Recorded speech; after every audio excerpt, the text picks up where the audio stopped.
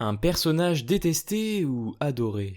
Iron Man, de son vrai nom Tony Stark, est l'un des super-héros les plus populaires de Marvel. Un milliardaire philanthrope doublé d'un inventeur de génie qui se bat en armure, c'est par ses nombreuses caractéristiques qu'Iron Man s'est démarqué parmi tous les super-héros. Si sa popularité a grandement augmenté grâce à ses apparitions dans le Marvel Cinematic Universe, découvrons les origines plus anciennes de la création de notre fameux gentleman en armure volante. Vous êtes sur la chaîne de CEO et on est parti pour le 24e épisode de Storygene. Oh non, mais qu'est-ce qui se passe encore?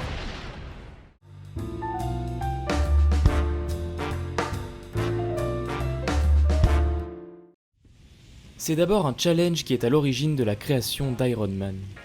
En 1963, Marvel cherche à introduire un nouveau héros, ce qui pousse Stan Lee à se lancer un défi à lui-même, réussir à faire aimer à ses lecteurs un personnage qui réunit toutes les choses qu'ils détestent. Rappelons le contexte, on est en pleine guerre froide et c'est donc les thématiques de la guerre et de l'armement que Stan Lee va retenir pour son nouveau personnage. On a donc un fabricant d'armes qui, avec ça, est un riche businessman arrogant, en clair, un personnage auquel on n'a pas tellement envie de s'attacher. So I said, I'm gonna come up with a character who represents everything everybody hates and I'm gonna shove it down their throats. L'inspiration principale derrière Tony Stark, c'est l'aviateur Howard Hughes. C'était un inventeur, comme Iron Man, qui se trouvait être également milliardaire, comme Iron Man, un homme à femme, comme Iron Man, et sa secrétaire s'appelait Pepper Potts.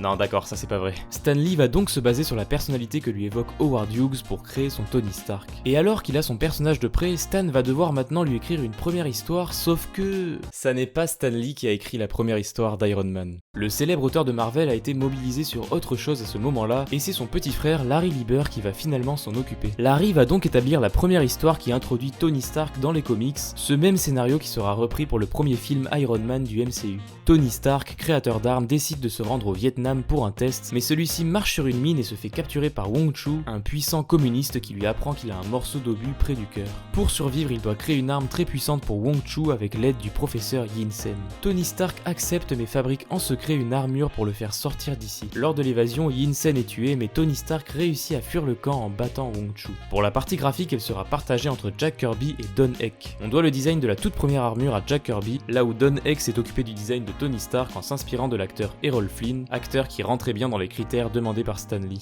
Et le voilà, en mars 1963, Iron Man sera introduit pour la toute première fois dans le numéro 39 du comic book Tales of Suspense. Son armure, d'abord gris métal, sera changée dès le numéro suivant du Tales of Suspense, le 40, pour une armure dorée un peu plus jolie. Et il faudra en fait attendre quelques mois pour qu'en septembre de la même année, la fameuse armure rouge et jaune fasse son apparition dans le numéro 48 du Tales of Suspense. Ce nouveau design, qui va vite devenir le design le plus populaire d'Iron Man, on le doit non pas à Jack Kirby mais à Steve Ditko qui a repris le poste d'illustrateur officiel d'Iron Man, Kirby ayant été missionné sur d'autres projets entre temps. Ouais, les différents créateurs d'Iron Man, c'est un peu comme ses armures, ça change tous les jours. Parce que vous le savez sûrement, mais l'armure rouge et jaune n'est pas la dernière qu'Iron Man a pu porter. En faisant le compte, c'est plus d'une soixantaine d'armures que l'on verra défiler à travers les différents comics mettant en scène Iron Man. Et oui, les différents comics parce que le personnage ne va pas se limiter aux Tales of Suspense. Dès juillet 63, il fera partie des membres fondateurs des Avengers dans la nouvelle série de comics du même nom. Mais pour que le personnage ait droit à sa série de comics dédiée, il faudra attendre un peu plus longtemps.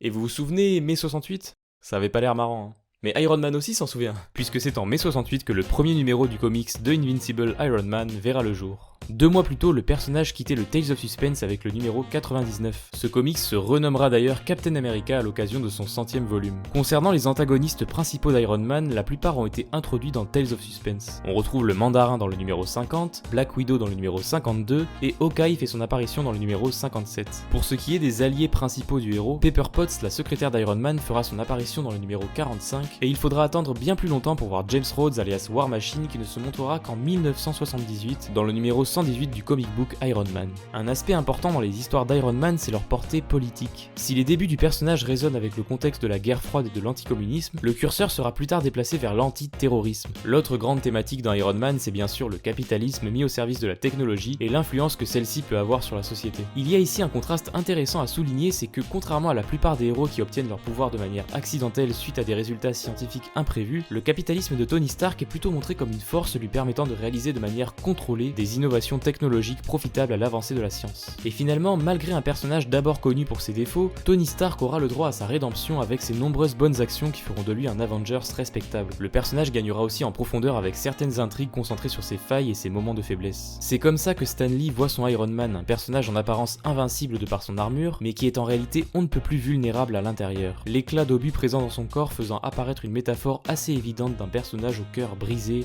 littéralement. C'est beau putain. Aujourd'hui, Iron Man, c'est des centaines de comics à succès, des séries animées, des jeux vidéo et bien sûr une adaptation au cinéma qui aura définitivement relancé la popularité du personnage avec la superbe incarnation de l'acteur Robert Downey Jr. Pour terminer, voici quelques faits insolites et infos complémentaires sur Iron Man. Si Tony Stark est connu pour être un grand séducteur, il faut croire que cette caractéristique a marqué les lecteurs, mais d'autant plus les lectrices. Pendant la publication d'Iron Man, Marvel a reçu de nombreux mails de la part de fans. Si en règle générale, le studio recevait des mails de lecteurs masculins, la plupart des mails provenant de lectrices concernaient Iron Man. Une question qu'on peut se poser à propos d'Iron Man, c'est à quel point serait-on capable de recréer sa première armure volante dans la réalité? Eh bien, figurez-vous que... on en est encore loin. L'élément principal qui manque à nos technologies actuelles, c'est ce fameux réacteur arc. Une immense source d'énergie contenue dans un objet miniature, ça réglerait de nombreuses contraintes pour beaucoup d'inventions. En plus de ça, l'armure est capable d'absorber d'énormes chocs en protégeant le corps du porteur. Si on savait faire ça ne serait-ce que pour les voitures, il n'y aurait plus aucun accident meurtrier. On pourrait aussi parler du fait que l'armure est complètement autonome en oxygène sans bouteille dans le dos, que le porteur peut faire ses besoins à l'intérieur pour les missions plus longues, ou encore qu'il faut des matériaux extrêmement rares tout en enlevant la contrainte du poids pour le porteur. Enfin bref, vous l'avez compris, un Iron Man en vrai, c'est pas pour tout de suite.